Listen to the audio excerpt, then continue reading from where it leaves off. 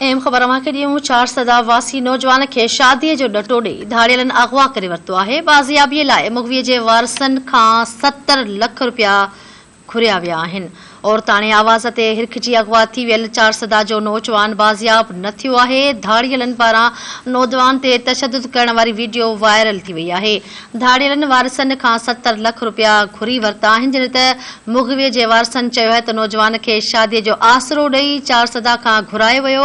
वारसनि चयो हो त इंतहाई ग़रीब आहिनि, 70 लख रुपया भुंग अदा नथा करे सघनि। सिंध सरकार बाज़ियाबी में मदद कराए। तव्हांखे आगाह कयूं पिया। 4 सदावासी नौजवान खे शादीअ जो ॾटो ॾेई धाड़ियलनि अगवा करे वरितो आहे, जॾहिं त बाज़ियाबीअ लाइ मुग़वीअ जे वारसनि खां 70 लख रुपया घुरिया वरिता आहिनि, जॾहिं त औरताणे आवाज़ ते हिरखिजी अगवा थी वियल 4 सदा जो नौजवान बाज़ियाब न थी सघियो आहे। धाड़ियलनि पारां नौजवान ते तशद्दुद करण वारी वीडियो वायरल थी वई आहे। धाड़ियलनि वारसनि खां 70 लख रुपया घुरी वरिता आहिनि।